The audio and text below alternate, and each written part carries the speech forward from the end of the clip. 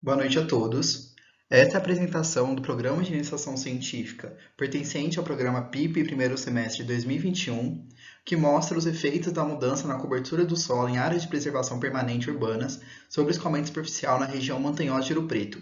A equipe de projeto é composta pelos discentes Dário Moser Magarinhos e Vitor Baritza Fernandes Ramos. Pela coordenação do projeto, o docente, o professor Dr. Guilherme José Cunha Gomes. O objetivo dessa pesquisa está em analisar os impactos nas vazões dos rios, que são os principais geradores de eventos de inundação, devido ao aumento de infraestruturas impermeáveis em áreas de preservação permanente, tendo nossa área de estudo a região urbana de Ouro Preto. Isso graças à proposta de lei complementar 2510, presente no Senado Federal, que visa reduzir essas faixas de 30 para 15 metros dentro de áreas urbanas.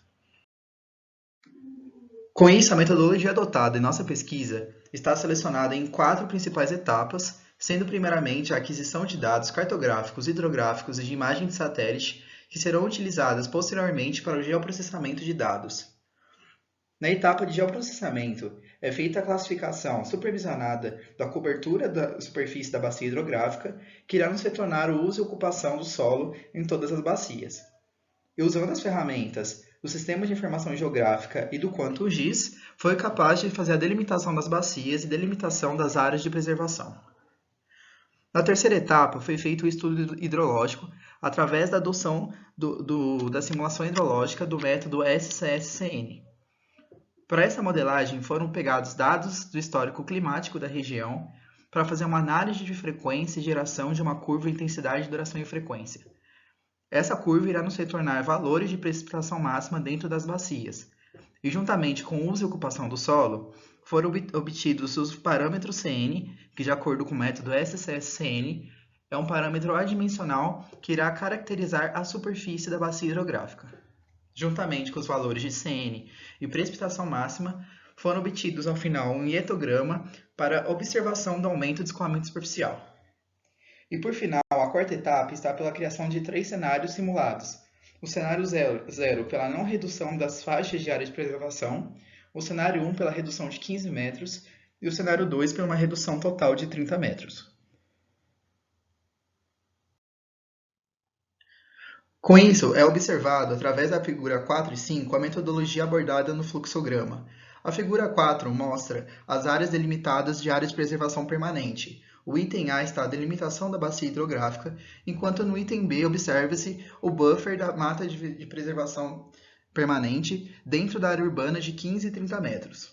Enquanto a figura 5 já aborda toda a área de estudo com a seleção de 5 microbacias hidrográficas, que representam 5 distritos de Ouro Preto, sendo a bacia 1 caracterizado pelo distrito sede de Ouro Preto, a bacia 2 o distrito de Cachoeira do Campo, bacia 3 Antônio Pereira, bacia 4 Santa Rita e bacia 5 Glaura.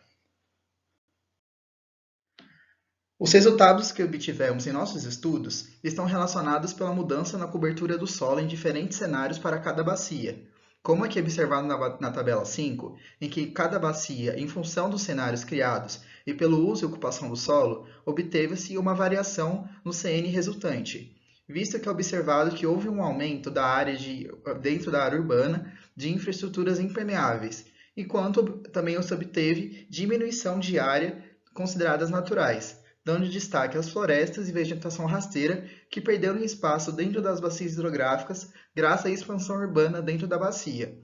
Com o aumento da infraestrutura urbana impermeável, obteve-se um CN resultante maior em cada cenário simulado.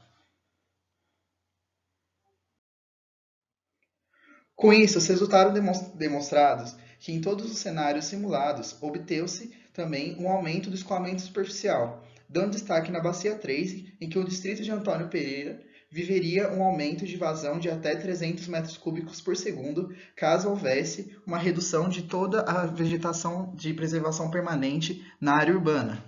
Mas mesmo retirando toda a vegetação ou parcialmente ela, haveria um aumento de escoamento superficial dentro da área urbana, em todas as bacias. Como conclusão, a nossa pesquisa mostra que a não consideração aos processos ambientais e do ciclo da água levou ao aparecimento de muitos impactos ambientais no meio urbano, desde mudanças microclimáticas, como maior frequência de eventos de inundação e enchentes.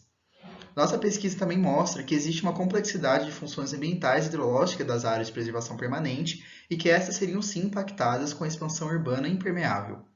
O modelo hidrológico aqui adotado suporta que reduzir a degradação dessas faixas de mata ciliar podem sim reduzir os riscos de inundação, visto que as áreas de preservação são consideradas fragmentos florestais capazes de mitigar esses riscos de inundação dentro da área urbana. Logo, as mudanças no uso e ocupação do solo são sim capazes de amplificar a vazão de escoamento em aproximadamente 205%, considerando todas as bacias hidrográficas, graças ao aumento do CN, que variou em média 1,9%. Com isso, os riscos de inundação estão totalmente relacionados com decisões políticas adequadas, desde maiores leis de proteção a essas áreas de preservação permanente e também outras áreas consideradas naturais, como também um maior planejamento de nosso território. As áreas de preservação permanente, portanto, são consideradas infraestruturas verdes dentro da área urbana que são capazes de mitigar o efeito das inundações, visto que são consideradas superfícies permeáveis, logo havendo infiltração da água precipitada escoada na superfície. Isso é uma forma de aliviar as drenagens artificiais urbanas, que nem sempre são capazes de captar toda essa água que está escoada. Com isso, com a decisão do STJ, coube à competência dos municípios a decisão da redução das áreas de preservação permanente.